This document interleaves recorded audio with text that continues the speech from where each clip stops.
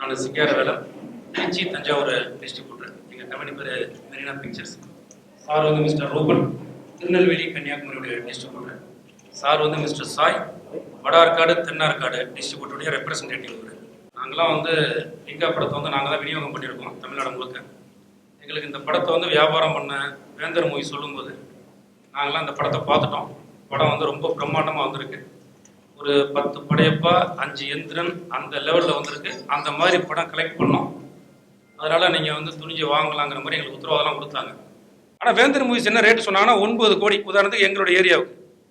அப்போ வந்து நாங்கள் அப்படி பேரம் பேசி குறையும் போது 8 கோடி வரும்போது அவங்க சொன்னாங்க, நான் சொன்னேன் 8 கோடிலாம் அது தாங்காதுங்க, ஏன்னா படம் வந்து ஏற்கனவே 7 கோடி தான் பண்ணியிருக்குன்னு சொல்லும்போது அவங்க சொன்னாங்க, நாங்கள் படம் பார்த்துட்டோம், ரொம்ப பிரம்மாண்டமாக வந்திருக்கு, இது 10 படையப்பா 5 எந்திரன், துணிஞ்சு வாங்குங்க, நிச்சயமாக ஓடும், லாபம் கிடைக்கும் அப்படின்னு சொன்னாங்க. இது வந்து பார்த்தீங்கன்னா அக்ரிமெண்ட்டே ஒரு வித்தியாசமான ஸ்கீமு. அதாவது என்ன கலெக்ட் ஆனாலும் இப்போ நாங்கள் 8 கோடினா அது ஒரு டெபாசிட் மாதிரி தான். அதுக்கு மேலே அது எத்தனை கோடி வசூலானாலும் கொண்டு போய் அவங்ககிட்ட கொடுத்துடணும். அதில் எங்களுக்கு 10% தருவாங்க கமிஷன். இதுதான் அந்த வியாபாரத்தோடைய அடிப்படை. சரி, அவங்க சொன்ன ப்ராடக்ட் நல்லா இருக்கு, அது ஒரு நல்ல ப்ராடக்ட், அவங்க தான் பெருசாக சொல்கிறாங்க, நல்லா வந்திருக்குன்னு சொல்கிறாங்க. ஏற்கனவே ரவிக்குமார் சார் ரஜினி சார் காம்பினேஷனில் படங்கள் நிறைய ஹிட் ஆயிருக்கு. அந்த நம்பிக்கையில் வந்து நாங்கள் போய் படத்தை வாங்கினோம். வாங்கினதுக்கப்புறம் தான் தெரிஞ்சது படத்தில் விஷயம் இல்லை. படம் வந்து இன்னைக்கு 1000 காரணம். அதாவது தேர்வு வந்துருச்சு, அரையாண்டு தேர்வு வந்துருச்சு, கிறிஸ்துமஸ் பண்டிகைலாம் இல்லை, ஒரு சாதாரண டேஸில் வந்து ஒரு ஃபெஸ்டிவல் டேஸில் படம் வந்திருந்தால் பெருசாக ஓடி இருக்கும். அப்படிலாம் நிறைய காரணங்கள் அதுக்கப்புறம் சொல்கிறாங்க. இருந்தாலும் படம் நல்லா இருந்தால் கண்டிப்பாக ஓடி இருக்கும். ப்ராடக்ட்டில் வந்து ஒரு சின்ன ரஜினி சாரை வந்து எப்படி யூஸ் பண்ணுமோ அதில் சின்னது மிஸ் ஆகிடுச்சு. அதை நம்ம ஏற்றுக்கணும். அதனால இது வந்து மக்கள்கிட்ட பெரிய வரவேற்பை பெறலை. அதனால மிகப்பெரிய இழப்பை சந்திச்சிருக்கோம் நாங்கள். இப்போ உதாரணத்துக்கு எங்கள் ஏரியா 8 கோடினா மொத்தம் வசூலானதே எங்களுக்கு கிடைச்ச ஷேரு 2,60,00,000 தான் எங்களுக்கு கிடைச்சிருக்கு. அதே கோச்சடையான் 1 இல்லை பொம்மை படம்னு சொல்லி எல்லாரும் புறக்கணிச்சாங்க. அந்த படம் 2,70,00,000 கலெக்ட் பண்ணியிருக்கு. தமிழ்நாடு முழுக்க இதுதான் நிலைமை. கோச்சடையான் வசூல் பண்ண தொகையை இந்த படம் வசூல் பண்ணுறோம். அதனால நாங்கள் என்ன பண்ணுறோம், வேந்தர் மூவிஸை தொடர்பு கொள்கிறோம். சார், நீங்கள் இப்படிலாம் சொன்னீங்க, உங்களை நம்பி வாங்கிட்டோம். இப்போ நாங்களும் தேட்டருக்காரங்க நிறைய டெபாசிட் போட்டிருக்காங்க, இதெல்லாம் எங்களை திருப்பி கேட்குறாங்க, என்ன பதில்னு சொல்லும் பொழுது அவங்க எந்த விதமான ரெஸ்பான்ஸும் பண்ணல. இந்த சொல்கிறோம் அந்த சொல்கிறோம், மதன் வெளியூர் போயிருக்காரு, இமயமலை போயிருக்காரு, வந்தோன்னே அவங்களை கூப்பிடுறோம் அப்படின்னு சொல்லிட்டே இருந்தாங்க. கேட்டால் 25ஆம் தேதி வருவாருனாங்க, அப்புறம் 1ஆம் தேதி நாங்கள், 4ஆம் தேதி நாங்கள், இப்போ 10ஆம் தேதிங்கிறாங்க. இப்போ எங்களால் ஒன்றும் செய்ய முடியாது, நீங்கள் போய் ஈராசை பாருங்கன்றாங்க. நாங்கள் ஈராசை போனால் இங்கெல்லாம் வராதிங்க, எதுக்கு வரீங்க, உங்களுக்கு எங்களுக்கு என்ன சம்பந்தம், நீங்கள் வேந்தர் மூவிஸ்ட்டு தானே படம் வரீங்க, வேந்தர் மூவிஸை போய் கேளுங்கன்றாங்க. வேந்தர் மூவிஸில் பதில் சொல்கிறதுக்கு யாருமே இல்லை. நாங்கள் எங்கே தான் போகிறது? அதனால நாங்கள் வேறு வழி இல்லாமல் நாங்கள் எல்லாருமே வாங்கினது இது வந்து ரஜினி சாரை நம்பி தான் வாங்குறோம். ஏன்னா இது வந்து ரஜினி சார் படம் பிரம்மாண்டம் வந்துருன்னு சொல்லி சொல்கிறாங்க, அவருக்கு தான் அந்த வேல்யூ. அதனால் வேறு வழி இல்லாமல் நாங்கள் வந்து ராகவேந்திர மண்டபத்துக்கு போகிறோம். போயிட்டு நாங்கள் வந்து அங்கே சத்யநாராயண சார் இருக்காரு, அவரை பார்த்து நாங்கள் சொல்கிறோம், அது மாதிரி எங்களெல்லாம் சந்தித்து கூப்பிட்டு பேசணும், சார் பெரிய அளவில் நஷ்டத்தை சந்திச்சிட்டோம், தேட்டருக்காரங்களுக்கு பதில் சொல்ல முடியல, நீங்கள் சார்கிட்ட ஒரே ஒரு அப்பாயின்மெண்ட் வாங்கி கொடுங்க, நாங்கள் சாரை நேராக பார்த்து சொல்கிறோம் அப்படின்னு லெட்டர் எழுதி கொடுங்க. நாங்கள் லெட்டர்லாம் எழுதி கொடுத்து எல்லாரும் கையெழுத்து போட்டு கொடுத்தோம். ஆனால் எந்த விதமான பதிலும் வரல. எங்கள்கிட்ட ஃபோன் நம்பர்லாம் வாங்கிட்டாங்க. சரி, 1 வீக் ஆகிடுச்சு. சரி, ஜஸ்ட் ஒரு சின்ன ரிமைண்டர் கொடுக்கலான்னு திரும்ப 30ஆம் தேதி போனோம், டிசம்பர் 30. அப்பயும் திரும்ப லெட்டர் எழுதி கொடுத்தோம். அப்போ தேட்டருக்காரங்க வந்திருந்தாங்க.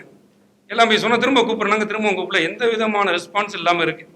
அதில் ராக்லைன் வெங்கடேஷ் பார்த்தீங்கன்னா அவர் பதில் சொல்லியிருப்பார், வியாபாரத்தில் லாப நஷ்டம் சகஜம், லாபத்தையும் நஷ்டத்தையும் சந்திக்கிறது அவங்க தலையெழுத்து அப்படின்னு. அது வந்து வியாபாரத்தில் லாப நஷ்டம் சகஜம் தான், நாங்கள் ஒத்துக்கிறோம். வியாபாரம்னு ஒன்று நடந்து அதில் ஒரு லாப நஷ்டம் வந்து நாங்கள் வந்து தாங்கிப்போம். இது வியாபாரமே கிடையாது. இது அதாவது இல்லாத ஒன்றை வந்து மிகைப்படுத்துறாங்க. இப்படி இருக்குது அப்படி இருக்குது, இதை வாங்குங்க அதை வாங்குங்கன்னு. இது பார்த்தீங்கன்னா இந்த காந்த படுக்கை, மண்ணுளி பாம்பு, ஈமு கோழி, இடி விழுந்த கலசம், இந்த வரிசையில் தான் இந்த லிங்காவை சேர்க்கணுமே ஒழிய இதை மற்ற ரெகுலர் வியாபாரத்தில் இதை சேர்க்கக்கூடாதுங்கிற எங்களுடைய தாழ்மையான வேண்டுகோள். அதனால நாங்கள் என்ன சொல்றோம்னா, எவ்வளோ பணம் கலெக்ட் ஆயிருக்கோ அந்த கணக்கு உங்கள்கிட்டயே இருக்குது. ஏன்னா டெய்லி என்ன தேட்டர் கலெக்ஷன், அந்த ரிப்போர்ட் நாங்கள் உங்களுக்கு அனுப்புகிறோம். நாங்கள் என்ன அமௌண்ட் கொடுத்துருக்கோம், என்ன ஆர்டிஜிஎஸ் பண்ணிருக்கோங்கிற டீட்டெயில் உங்கள்கிட்ட இருக்குது. ஸோ அந்த அமௌண்ட்டை லெஸ் பண்ணிட்டு மீதி அமௌண்ட்டை எங்கள்கிட்ட திருப்பி தரணுங்கிறது எங்களுடைய தாழ்மையான வேண்டுகோள். அவங்க 65 கோடி வேந்தர் மூவிஸ் வாங்கியிருந்தாலும் கூட அவங்க வந்து சேலம், சென்னை சிட்டி, கேரளா, இது 3 ஏரியா வந்து அவங்க ஓன் ரிலீஸ் பண்ணிக்கிட்டாங்க. உதாரணத்துக்கு அந்த நிறுவனத்தோட சிஇஓன்னு சொல்லப்படுற நம்ம சிவா சார் நிறைய கூட அறிக்கையில் சொல்லியிருக்காங்க, வியாபாரத்தில் லாப நஷ்டம் சகஜம் அப்படின்னு. இப்போ அவங்களுக்கு இதில் 15 கோடி நஷ்டம் அப்படின்னு அவர் என்ன சொல்ல வர்றாருன்னா, எங்களுக்கு பணம் வேணாம், ரஜினி சார்லாம் எங்களுக்கு திருப்பி தர தேவையில்லை, எங்களுக்கு வந்து லாப நஷ்டம் நாங்கள் சகஜமாக எடுத்துக்கிறோன்றாரு. அப்போ அந்த வேந்தர் மூவிஸோட கணக்கு விட்டுட்டா மீதி 7 ஏரியா தான். அந்த 7 ஏரியாவுக்கு வந்து இவங்க திருப்பி தர வேண்டிய தொகை பார்த்தீங்கன்னா ஒரு 25 கோடியிலிருந்து 30 கோடி இருக்கும். இந்த படம் வந்து 45 கோடிக்கு எடுக்கப்பட்ட படம், ஒரு பெரிய பட்ஜெட்லாம் கிடையாது. 45 கோடிக்கு ரஜினி சார் சம்பளம் இல்லாமல் 45 கோடி எடுத்திருக்காங்க. மீதி என்ன சம்பளம் கொடுத்தாங்கிறது யாருக்கும் தெரியாது, அது அந்த ஆண்டவனுக்கு தான் தெரியும். இதில் ராக்லைன் வெங்கடேஷ் சார் எவ்வளோ போச்சு, ஈராஸ்க்கு எவ்வளோ போச்சு, அதெல்லாம் யாருக்கும் தெரியாது. அதனால அவங்க வந்து நாங்கள் வந்து அவங்கள்ட்ட நஷ்டத்தை வந்து நாங்கள் இது பண்ண சொல்ல, எங்கள்கிட்ட சம்பாதிச்ச அந்த லாபத்தில் ஒரு தொகையை எங்கள்கிட்ட அந்த எங்களுக்கு கொடுக்க வேண்டிய தொகை திருப்பி விடுங்கன்னு தான் கேட்குறோம். அது ஒரு பெரிய தொகையும் கிடையாது, 25 30 கோடி தான். அதை அவங்க தாராளமாக செய்யலாம். வந்து நீங்கள் எங்களுக்கு பணத்தை கொடுங்க நாங்கள் சொல்லலை. இது பார்த்தீங்கன்னா இந்த படம் பார்த்தீங்கன்னா தயாரிப்பாளர் யார் அடையாளம் காட்டுறா? ரஜினி சார் தான் கொண்டு வர்றாரு. ராக்லைன் வெங்கடேஷ் யாருக்கு தெரியும்? 2005 அன்னியன் ஒரு படம் வருது, சங்கர் சார் படம். அதில் விக்ரம் நல்ல பெரிய ஓப்பனிங் இருக்குது, ஒரு பெரிய அந்த படம் ப்ரொஜெக்ட் ஆகுது. அதுக்கு அடுத்த படம் இமீடியட்டாக மஜான ஒரு படம். எப்பயுமே ஒரு படத்துடைய பிஸ்னஸ் வந்து அதோட ப்ரீவியஸ் படத்தை வச்சு தான் இருக்கும். இப்போ உதாரணத்துக்கு நாங்கள் 8 கோடி கொடுத்தோம்னா எந்திரன் என்ன கலெக்ட் பண்ணிச்சு அதை வச்சு கொடுத்தோம். அப்போ வந்து மஜாவுக்கு ஒரு பெரிய பில்டப் கொடுத்து அந்த படத்தை விற்கிறார். அந்த படத்துல டிஸ்ட்ரிபியூட்டர் எல்லாரும் ஏகப்பட்ட லாஸ். அன்னையோட போனவர் தான் பெங்களூர். அதுக்கப்புறம் எங்க வர்றாரு எங்க போனார் யாருக்கு தெரியாது. யாருக்கு 5 பைசா திருப்பி கொடுக்கல. அவரை வந்து யாரு ப்ரொடியூசரா சூஸ் பண்றா? ரஜினி சார் தான் சூஸ் பண்றாரு. அப்ப அவங்களுக்கு என்ன அண்டர்ஸ்டாண்டிங் இருக்கும்? அப்ப அந்த பணம் யார்கிட்ட இருக்கு? 220 கோடி ரூபாய் யார்கிட்ட இருக்கு? நாங்க ரஜினி சாரை தலையிட தான் சொல்றோம். யாருக்கிட்ட பணம் இருக்குங்கிறது ரஜினி சாருக்கு தெரியும்ல, எங்களுக்கு தெரியாது. அவர் கூப்பிட்டு சொல்லலாம்ல, இப்ப பாதிக்கப்பட்டிருக்காங்க ஒரு 25 கோடி கொடுத்து விடுங்கன்னு சொல்லலாம்ல. அதுக்காக நாங்க ரஜினி சார் அப்ரோச் பண்றோம். ரஜினி சாரை நீங்க வந்து உங்க பாக்கெட்ல எடுத்து கொடுங்க நாங்க கேட்கவே இல்லை, அது எங்க கோரிக்கை இல்லை. எங்களை சந்திச்சு பேசி முதல்ல இதுக்கு என்ன நிவாரணம் அப்பாயின்மெண்ட் கொடுங்கன்னு நாங்க கேட்டுட்டு இருக்கோம். அதுக்கே அவர் தயாரா இல்லை. ஃபர்ஸ்ட் நாள் பெரிய ஓப்பனிங் இருக்குன்னு நாங்க வந்து எதிர்பார்த்தோம். முதல் நாள் 55 தேட்டரில் படம் போடணும். அந்த 55 தேட்டர்ல 4 ஷோ, அந்த 5 ஷோலாம் போடல, 4 ஷோக்கும் டோட்டல் சீட் கெப்பாசிட்டி பார்த்தீங்கன்னா 1,26,000, 1,26,600. அன்னைக்கு படம் பார்த்தவங்க வெறும் 76,000 பேர் தான். 50,000 பேர் படம் பார்க்கல. நமக்கு எதிர்பார்த்த ஓப்பனிங் இந்த படத்தை கிடைக்கல. கிடைச்சிருந்தாலும் ஒரு 2 கோடி கிடைக்கும். ஒரு பெரிய வெற்றி படம். இப்போ உதாரணத்துக்கு எங்க ஏரியாவில் கத்தி போட்டாங்க. முதல் நாள் 1.20 நெட், அடுத்த நாள் 1.10, அடுத்த நாள் 1.10, அப்படி வெள்ளி சனி ஞாயிறு அடிச்சா தான் போட்ட காசு எடுக்க முடியும். இந்த படத்துக்கு வந்து நாங்கள் முதல் 3 நாளைக்கு 2 கோடி எதிர்பார்த்தோம் நெட்டு. முதல் நாள் 2 கோடி, அடுத்த நாள் 2 கோடி, அடுத்த நாள் 2 கோடி. மீதி திங்கள் டு வியாழன் 4 நாளைக்கு ஒவ்வொரு நாளைக்கு 75 லட்சம். அப்போ 4 நாளைக்கு ஒரு 3 கோடி, ஒரு 9 கோடி வந்திருந்தால் எங்களுக்கு ஒரு கிட்டத்தட்ட ஒரு 6 கோடி ரூபாய் கிடைச்சிருக்கும். அப்படிங்கிற கணக்கு பிறகு அந்த கணக்கு தான் சினிமாவில் எப்பயும் ஃபர்ஸ்ட் வீக் கலெக்ஷன் தான். ஆனால் இந்த படம் முதல் நாளே கலெக்ட் பண்ணல. முதல் நாள் 95 லட்சம் பண்ணுச்சு. அடுத்த நாள் டம்முன்னு 55 லட்சம், அடுத்த நாள் 68, அடுத்த நாள் 25, அடுத்த நாள் 18, 12, 13 விழுந்து நேற்றுலாம் 86,000 ரூபாய் கலெக்ஷன். முதல் ஒரு வாரத்தில் அந்த 4 கோடி 3 கோடி வந்தெல்லாம் உண்மைதான். அதுக்கப்புறம் ஏறவே இல்லை. 5 லட்சம் 3 லட்சம் அப்படியே தேடுறது. தேட்டர் எடுத்துக்கிட்டாங்க. இன்னைக்கு 8 தேட்டரில் ஓடுது. நேற்றுக்கெல்லாம் 3 தேட்டர் வந்து மார்னிங் ஷோவே கட்டு. 5 பேரோட வரல. ஏன்னா 5 பேருக்கு மேலே வந்து ஷோ போடுறது ரெடியாக இருக்காங்க. 5 பேர் வரலன்னா அப்படி ஷோ ஓட்டுவான். இந்த கண்டிஷன் தான் படம் ஓடிட்டு இருக்கு.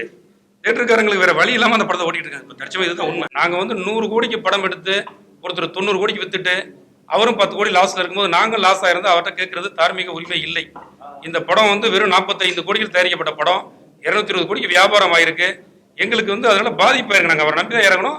ப்ராடக்ட் பெருசுன்னு சொன்னதுனால அது அந்த அளவுக்கு கலெக்ஷன் சரியா இல்லை. அதனால நாங்கள் வந்து ரஜினி சார் இதில் தலையிடணும்னு தான் சொல்றோம். இதில் தலையிட்டு யார் எங்கள்கிட்ட இருந்து லாபம் சம்பாதிச்சாங்களோ அவங்கள்ட்ட சொல்லி அக்ரிமெண்ட்டை மாற்ற சொல்லி எம்ஜி என்ஆர்ஏ அந்த அடிப்படையில் போட்ட அக்ரிமெண்ட்லாம் மாற்றி டிஸ்ட்ரிபியூஷனை மாற்றி என்ன தேட்டர்லேருந்து வசூலாயிருக்கோ அது போக மீதி தொகை எங்கள்கிட்ட திருப்பி தரங்கிறது தலைமையான வேண்டுகோளை வைக்கிறோம். இதை வந்து வலியுறுத்தி ரஜினி சார் தலையிடணும்னு சொல்லி நாங்கள் வந்து கோரிக்கைலாம் வச்சோம். அவர் யாரும் தலையிடல, எங்களை யாரும் கூப்பிட்டு பேசலை. வேந்தர் மூவிஸ் யாருமே எங்களை கன்சிடர் பண்ணலை. அதனால எல்லாருடைய கவனத்தையும் ஈர்க்கும் வகையில் ஒரு நாள் அடையாள உண்ணாவிரதம் இருக்க திட்டமிட்டிருக்கோம். ஜனவரி 10ஆம் தேதி சென்னை வள்ளுவர் கோட்டத்திலேயோ அல்லது விருந்தினர் மலை அருகிலேயோ அது காவல்துறை அனுமதி கிடைச்சோன்னு தெரிய வரும். இது நாங்கள் வந்து ரஜினி சாரோட கவனத்தை ஈர்ப்பதற்காக தான் செய்கிறோம். மற்றபடி நாங்கள் அவரை பிளேம் பண்ணுறதுக்காகவோ அவரை குறை சொல்வதற்காகவோ நீங்கள் பணம் கொடுத்தோம் நாங்கள் அதை சார்ஜ் பண்ணலை. ஏன்னா இந்த படத்தை வச்சு யாரோ ஒருத்தர் லாபம் சம்பாதிச்சிருக்காரு. அந்த லாபத்திலேருந்து வாங்கி எங்களுக்கு கொடுங்க. எங்களுக்கு கொடுக்க வேண்டிய தொகை சிறிய தொகை தான். அப்படிங்கிறத எங்களுடைய தாழ்மையான வேண்டும்.